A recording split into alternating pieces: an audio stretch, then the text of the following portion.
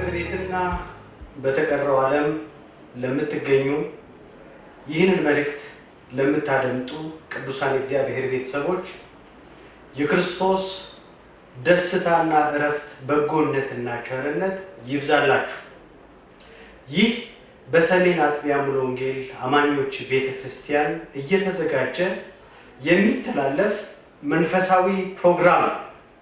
እንግዲህ ዛሬ እግዚአብሔር በሰጠን በዚህ ሰዓት ደግሞ የእግዚአብሔርን ቃል አብረን እንከፋፈላለን።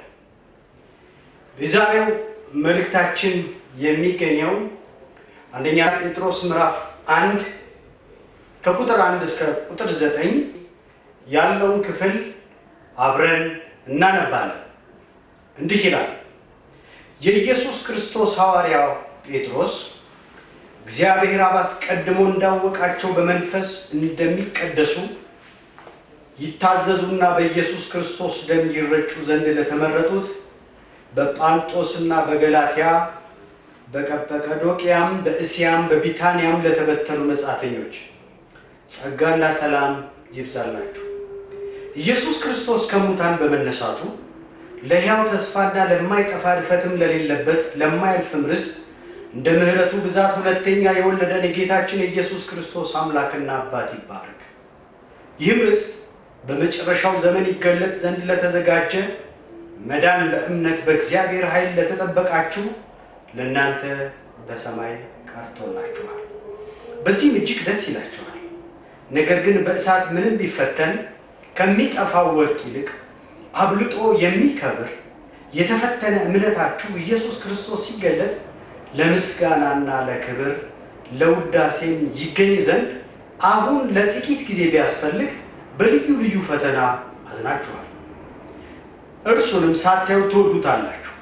አሁንም ምንም ባታዩት በእርሱ አምናችሁ የእምነታችሁን ፍጻሜ እርሱም የነፍሳችሁን መዳን እየተቀበላችሁ በማይነገር ክብር በሞላበት ሐሴት ደስ ይላችኋል። አስቀድመን እንጸልይ። እግዚአብሔር አባታችንና አምላካችን ሆይ የዚህ ቃል ባለቤት አንተ ነህ። ይህንን ቃል እንድታበራል እግዚአብሔር የዘላለም አምላክ አብርሆት እንድትሰጣን ለእያንዳንዳችን ይህንን መልእክት ለምንሰማ ለሁላችንም ጌታ እግዚአብሔር ሆይ የጊዜውን መልእክት እግዚአብሔር ሆይ እንድታስተላልፍልን እንድትመክረን አቅጣጫ እንድታመላክተን በጌታ በኢየሱስ ክርስቶስ ስም ጸልይ። ቀሪውን ጊዜ ባርክልን በጌታችን በመድኃኒታችን በኢየሱስ ክርስቶስ ሕያውና ቅዱስ ስም። የመልእክቱ ርዕስ እንዲህ ብየዋለሁ፣ ይብዛላችሁ ወይም አይጉደላችሁ።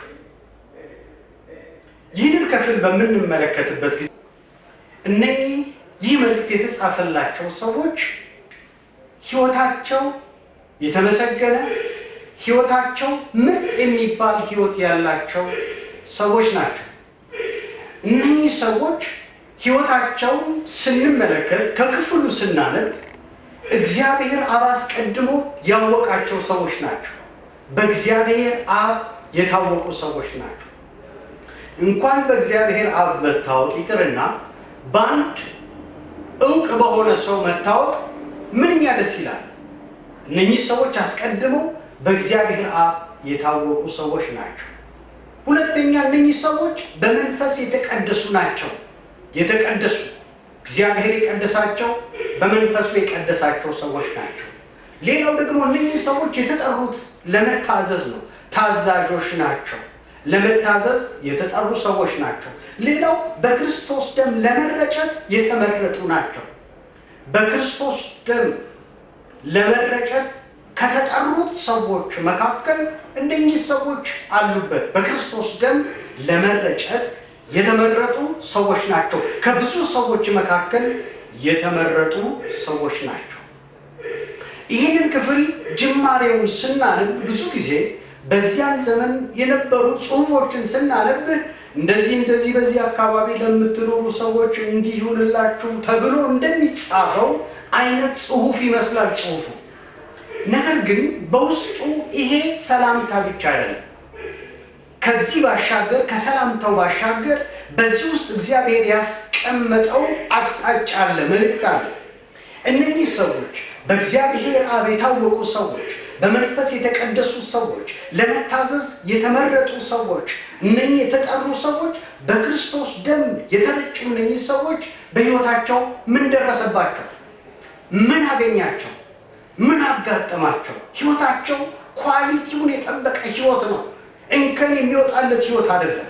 እግዚአብሔር ደስ የሚሰኝበት ሕይወት ነው። እንኳን እግዚአብሔርን ለሚሰማው ይህን ክፍል ለሚያነበው ሰው ሕይወታቸው እንደነሱ በሆነልኝ ብለን እንድንመኝ የሚያደርገን ሕይወት ነው ያላቸው። እንግዲህ እነኚህ ሰዎች ተደላድለው መኖር ሲችሉ፣ እግዚአብሔርን እያከበሩ መኖር ሲችሉ ግን የደረሰባቸው ነገር አለ። ሕይወታቸውን እንከን የማይወጣላቸው ሰዎች ምን ሆኑ? እነኚህ ሰዎች እዚያ ወረድ ብለን ስናነብ ተበተኑ ይላል። ተበተኑ። እነኚህ እግዚአብሔርን ያከብሩ የነበሩ፣ እግዚአብሔርን ያመሰግኑ የነበሩ፣ እግዚአብሔር ደስ የተሰኘባቸው ሰዎች ተደላድለው መኖር ሲገባቸው፣ በደስታ መኖር ሲገባቸው በሕይወታቸው ላይ ያልጠበቁት ነገር ደረሰባቸው። ምን ሆኑ? ተበተኑ። መበተን ብቻ አይደለም፣ መጻተኛ ሆኑ። ሀገር ያላቸው ሀገር የሌላቸው ሰዎች ሆኑ። መንደር ያላቸው ቀይ ያላቸው ቀይ እንደሌላቸው ሰዎች ሆኑ። ለነገሩ እኮ ክርስቲያን መጻተኛ ነው። በሰው ሀገር ነው የሚኖር። ሀገሩ ባልሆነ ምድር ላይ ነው እኮ የሚኖር። እነዚህ ሰዎች ይሁን ደረሰባቸው። ሀገር ያላቸው ወገን ያላቸው በክርስቶስ ምክንያት ተበተኑ፣ መጻተኛ ሆኑ። እንግዲህ የሚገርመው መበተንና መጻተኛ መሆን ብቻ አይደለም። ቁጥር 7 ላይ ወረድ ብለን ስናነብ አሁን ለጥቂት ጊዜ ቢያስፈልግ በልዩ ልዩ ፈተና አዝናችኋል ይላል።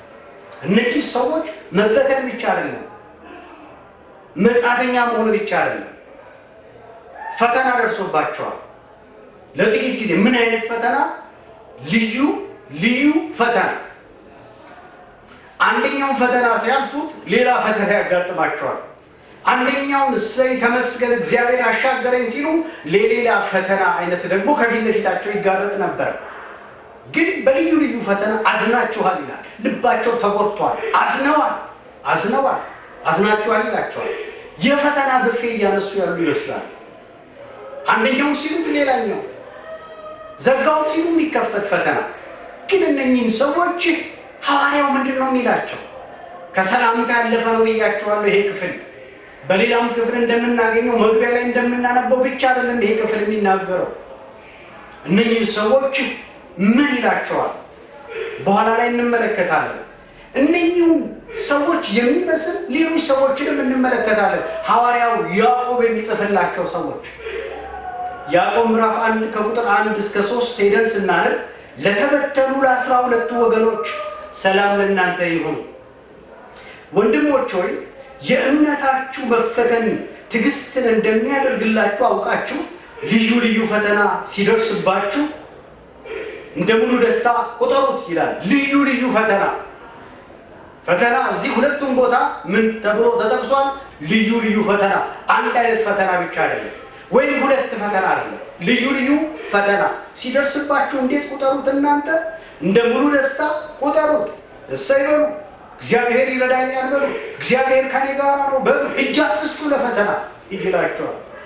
እንግዲህ እዚያው አንደኛ ጴጥሮስ ምዕራፍ 5 ቁጥር 10 ላይ አለፍ ብለን ስናነብ ደግሞ እንዲህ ይላል፣ ለጥቂት ጊዜ መከራን ከተቀበላችሁ በኋላ ራሱ እግዚአብሔር ራሱ ፍጹማን ያደርጋችኋል፣ ያጸናችሁማል፣ ያበረታችሁማል ይላል።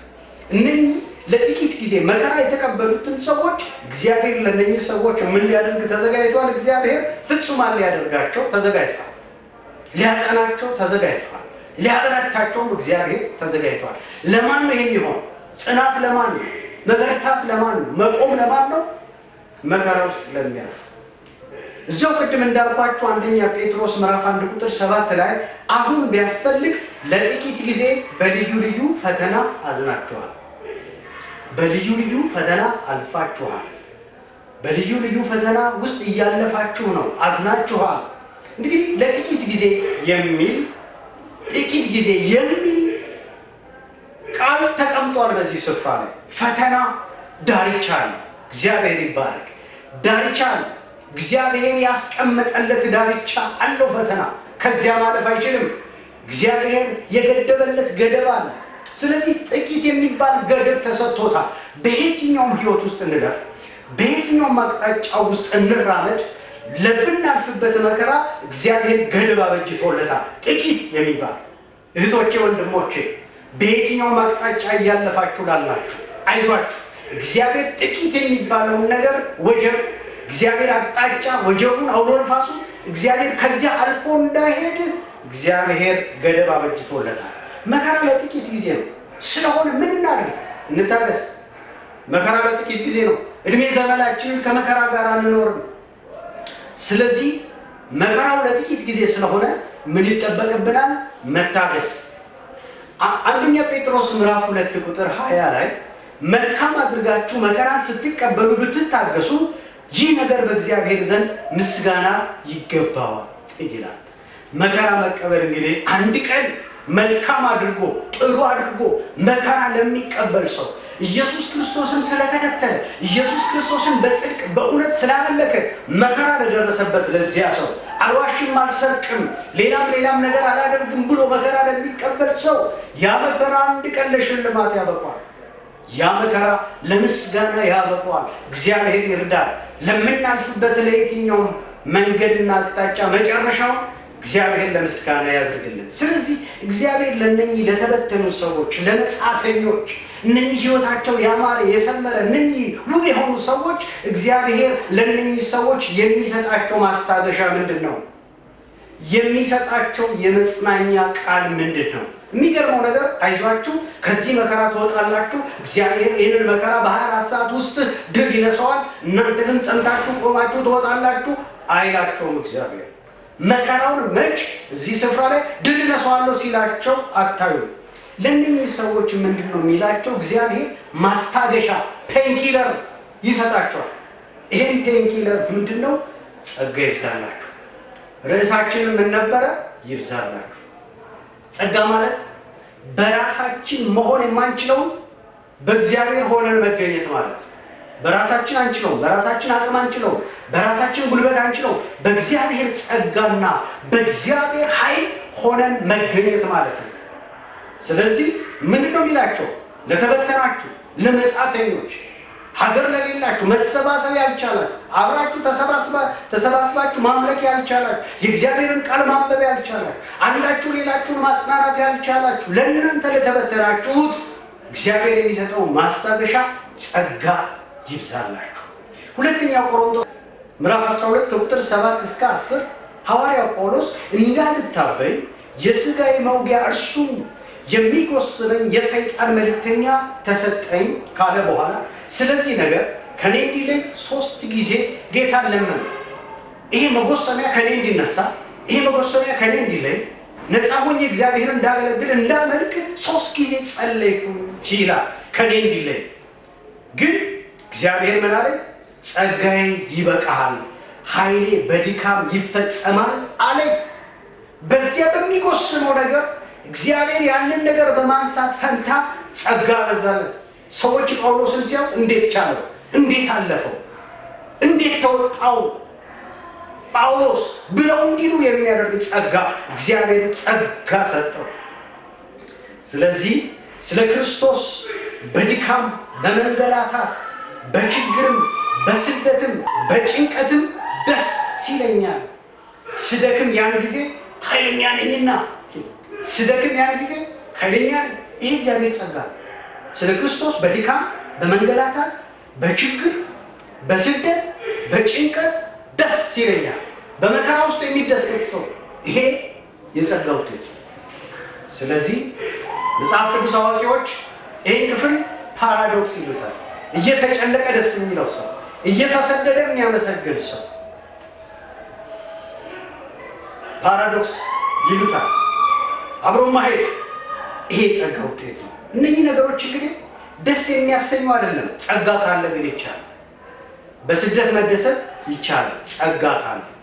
ልባርካችሁ፣ ጸጋ ይብዛላችሁ። አሁን እንደምትኖር አሁን እያለፋችሁ ላላችሁበት ነገር የእግዚአብሔር ጸጋ ደካማውን ኃይለኛ ያደርጋል።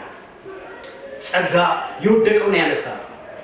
ጸጋ ያዘነውን ያጽናናል። ጸጋ ስለዚህ ለእነኚህ ሰዎች የሚሰጠው ማስታገሻ ምላሽ ጸጋ ይብዛላችሁ። ዛሬ ይሄንን መልእክት ለምታደምጡ በዓለም ሁሉ ላይ ያላችሁ ቤተሰቦቼ ጸጋ ይብዛላችሁ። አሁን የተጨነቃችሁ ላላችሁበት ነገር፣ ግራ ለገባችሁ ነገር የሚያስፈልጋችሁ አንድ ነገር አለ፣ ጸጋ። ሁለተኛ እነኚህ ሰዎች ሐዋርያው ምን ይላቸዋል? ሰላም ይብዛላችሁ ይላቸዋል። ሰላም ይብዛላችሁ። አንደኛ ጴጥሮስ ምዕራፍ 5 ቁጥር 14 ላይ በክርስቶስ ላላችሁ በክርስቶስ ለሆናችሁ ሰላም ይሁን አሜን ይላል። ሰላም ይሁን። እናንተ ለተበተናችሁ፣ እናንተ መጻተኛ ለሆናችሁ ይላችኋል ሐዋርያው ጴጥሮስ። ሰላም ይብዛላችሁ። ልባርካችሁ። አሁን ደግሜ ይህንን መልእክት ለምታደምጡ ሁሉ የክርስቶስ ሰላም ይብዛላችሁ። የክርስቶስ ሰላም ይብዛላችሁ። ሰላም ማለት እንግዲህ በዙሪያችን ያለ ነገር ሁሉ ጸጥ ብሎ መኖር ማለት ሳይሆን ዙሪያችን ታውቆ በጸጥታ መኖር ማለት ነው። ሰላም ማለት ዙሪያችን እየጮኸ፣ ዙሪያችን እያፍገበገበ፣ ዙሪያችን እየተጨነቀ በቤታችን ግን በሰላም መኖር ማለት ነው ሰላም። ትዝ ይላችኋል አንድ ጊዜ ዮሐንስ ወንጌል ምዕራፍ 20 ቁጥር 19 ላይ ደቀ መዛሙርቱ አይሁድን ስለፈሩ ደጆቹ ተዘግተው ሳሉ ኢየሱስ መጣ ይላል። በመካከላቸውም ቆሞ ሰላም ለእናንተ ይሁን አላቸው። ደጁ ተዘግቷል። ካሁን እነኚህ ፈሪሳውያን እነኚህ አይሁድ መጥተው ያጠፉናል ብለው ሰጥተው ደጅ ዘግተው ባሉበት በዚያን ጊዜ ኢየሱስ ክርስቶስ ተገኝቶ ለፈሩ፣ ለደነገጡ፣ ላዘኑ ሰዎች እንዲህ አላቸው፣ ሰላም ለእናንተ ይሁን። ሰላም፣ የክርስቶስ ሰላም። ሰላም ይብዛላችሁ ወገኖቼ፣ የእግዚአብሔር ቤተሰቦች ሰላም ይብዛላችሁ፣ ሰላም ይሁንላችሁ። አንድ ጊዜ ሰላምን በስዕል የመግለጥ ውድድር ነበር። ስለዚህ ሰላምን እንዴት ትገልጧታላችሁ? እስቲ ብሩሻችሁን ወስዳችሁ ሸራ ላይ ይህንን ሰላም ግለጡ ተብለው ተጠየቁ ሰዓሊዎች። ስለዚህ ብዙ ሰዓሊዎች ተሰብስበው አንዳንዶች ከምድረ ገጽ የጦር መሳሪያ፣ ከባድ መሳሪያዎች፣ ጅምላ ጨራሽ መሳሪያዎችን ጠቅልለው ሰብስበው ወደ ዋሻ ወደ ጉድጓድ የሚጨምር ስዕል ሳሉ፣ ሌሎች ደግሞ አረንጓዴ የሆነ ሳር ልጆች የሚቦርቁበት ሜዳ ምንም ችግር የሌለበት አስመስለው ሳሉ። ሌላው ደግሞ ምን አይነት ስዕል ሳሉ? ሌሎች ደግሞ ነጭ እርግቦች ሰማይ ላይ ሲበሩ ያለምንም ችግር ይህንን የሚያሳይ ስዕል ሳሉ። አንድ ሰው የሳለው ስዕል የብዙዎችን ቀልብ ሳሉ። ባህር ዳር የተተከለች የበቀለች ዛፍ ላይ አንድ ወፍ ቅርንጫፉ ላይ ቁጭ ብላለች። ከባህሩ የሚነሳው ወጀብ፣ ከባህሩ የሚነሳው አውሎ ንፋስ ያንን ዛፍ ቅጠሉ እስኪራገፍ ድረስ፣ ቅርንጫፉ እስኪሰበር ድረስ የሚንጥ አውሎ ንፋስ ከባህሩ እየተነሳ ያችን ዛፍ ይንጣታል፣ ቅጠሏን ያራግፋታል። በዚህ ጊዜ እዚያ ቅርንጫፉ ላይ አንዲት ወፍ ቁጭ ብላ ተረጋግታ ጸጥ ብላ ትዘምራለች፣ ታፏጫለች። ሰላም ማለት ይሄ ነው። ሰላም ማለት አካባቢያችን ፍጹም ጸጥ ብሎ መኖር ሳይሆን አካባቢያችን እየተረበሸ እየታወከ፣ ዓለም እየታወከ እየተረበሸ ጸጥ ብሎ መኖር። ሰላም ማለት ይሄ ነው። አካባቢያችን እየተረበሸ እየታወከ ሊሆን ይችላል። በቤታችን ግን ክርስቶስ ካለ ሰላም ይሆናል። ሰላም ይሁንላችሁ። ምክንያቱም ኢየሱስ ክርስቶስ የሰላም አባት ተብሏል። ሰላምን የሚያከፋፍል እኔ የምሰጣችሁ ሰላም ዓለም እንደሚሰጣችሁ አይነት ሰላም አይደለም አለ ኢየሱስ። የእሱ ሰላም፣ የእሱ እረፍት፣ እሱ የሚሰጠን ሰላም ዓለም እንደሚሰጠን አይደለም። ነገራችሁ ታውቋል፣ ግራ ገብቷችኋል፣ ፍርሃት ብሏችኋል፣ ደጃችሁን ዘግታችሁ ቁጭ ብሏችኋል። ሰላም ይብዛላችሁ አሁን ባላችሁበት ስፍራ። ስለዚህ የሰላም አባት፣ የሰላም አለቃ እሱ በቤታችሁ ሰላምን ይስጣችሁ፣ በሰላም ይጎብኛችሁ፣ በሰላሙ ይባርካችሁ። በዚህ ጊዜ የሚያስፈልገን ዓለም ሁሉ ተጨንቃለች። የተባበሩት መንግስታት ነጭ ርግብ ሰማይ ላይ ስለለቀቀ ስለ ሰላም ስለሰበከ ስላስተማረ ሰላም ምድራችን ላይ መጣ። ሰላም ሊያመጣ የሚችለው ጌታችን መድኃኒታችን ኢየሱስ ክርስቶስ ነው። ስለዚህ ለታወካችሁ፣ ለተረበሻችሁ፣ ግራ ለገባችሁ በዚህ ማለዳ ልባርካችሁ። ሰላም ይሁንላችሁ። ዘግታችሁ የተቀመጣችሁ፣ ግራ ለገባችሁ፣ ስራችሁን ለዘጋችሁ፣ ኑሯችሁን ለዘጋችሁ፣ አገልግሎታችሁን ለዘጋችሁ፣ ደግሞ የምትኖሩበትን ያንን መስክ የዘጋችሁ ሁሉ ባላችሁበት ስፍራ ሰላም ይብዛላችሁ። እነኛ ደቀ መዛሙርት ኢየሱስ ክርስቶስ ሰላም አውጆላቸው ከሄደ በኋላ ተስፋቸው ቀጠለ። ተነሱ፣ ወጡ፣ ወንጌልን ለመናገር አደባባይ ወጡ። ስለዚህ እግዚአብሔር በቤታችን፣ እግዚአብሔር በኑሯችን፣ እግዚአብሔር በዓለማችን ላይ ሰላምን ያምጣ። ሰላም ይብዛላችሁ። እንግዲህ ይብዛላችሁ የተባለው ሁለት ነገር ነው። በዛሬ መልእክት ጸጋ እና ሰላም። ቅዱሳን እህቶቼ፣ ወንድሞቼ በያላችሁበት ስፍራ ሆናችሁ ይህንን መልእክት ላደመጣችሁ ሁሉ ጸጋ ይብዛላችሁ። ተቋቁማችሁ ማለፍ የምትችሉበትን ጸጋ፣ ከእናንተ እንዲለይ የምትፈልጉት ነገር አለ። የሚወጋችሁ የሚጎረብጣችሁ ነገር ሊኖር ይችላል። ጸጋ ይብዛላችሁ። ውስጣችሁ እንዲረጋጋ፣ ሰላም እንድታገኙ፣ የተረበሻችሁ የታወካችሁ አሁን ባላችሁበት ስፍራ የእግዚአብሔር ሰላም ይብዛላችሁ። ይህ የቤተ ክርስቲያን መልእክት ነው። እንግዲህ እግዚአብሔር ይህንን መልእክት ውጤታማ ፍሬያማ ደግሞ እንዲያደርግልን፣ እግዚአብሔር ቃሉን እንዲባርክልን አብረን እንጸልያለን። የተፈራህና የተከበርህ ልዑል እግዚአብሔር አባታችንና አምላካችን ሆይ ዛሬ ይህንን መልእክት ሰምተናል። ለሁላችንም ጌታ እግዚአብሔር ሆይ ጸጋህን እንድታበዛ መቋቋም የምንችልበትን የመጣብንን እግዚአብሔር የዘላለም አምላክ ሆይ እነሆ እግዚአብሔር የዘመተብንን ጌታ እግዚአብሔር ሆይ መክተን ማለፍ እንችል ዘንድ ጸጋህን እንድታበዛልን፣ መቆም እንችል ዘንድ በጌታ በኢየሱስም ጸጋ እንድታበዛልን ጸለይ። ለተረበሹ፣ ለታወኩ፣ ግራ ለገባቸው፣ ላዘኑ አሁን ያንተ ሰላም እንዲያገኛቸው በቤታቸው፣ በኑሯቸው፣ በትዳራቸው እግዚአብሔር ሆይ በስራቸው፣ በአገልግሎታቸው ላይ ያንተ ሰላም እንዲታወጅ በጌታ በኢየሱስ ክርስቶስ ስም ጸለይ። ክብር ላንተ ይሁን። ከፍ ከፍ በል በመድኃኒታችን በጌታችን በኢየሱስ ክርስቶስ ሕያውና ቅዱስ ስም። እግዚአብሔር ይባርካችሁ። እግዚአብሔር ይጠብቃችሁ። እግዚአብሔር ከክፉ ይሰውራችሁ። እግዚአብሔር ፍጻሜያችሁን ያሳምርላችሁ። ከድንገተኛ አደጋ እግዚአብሔር ይሰውራችሁ። በአብ በወልድ በመንፈስ ቅዱስ ስም አንድ አምላክ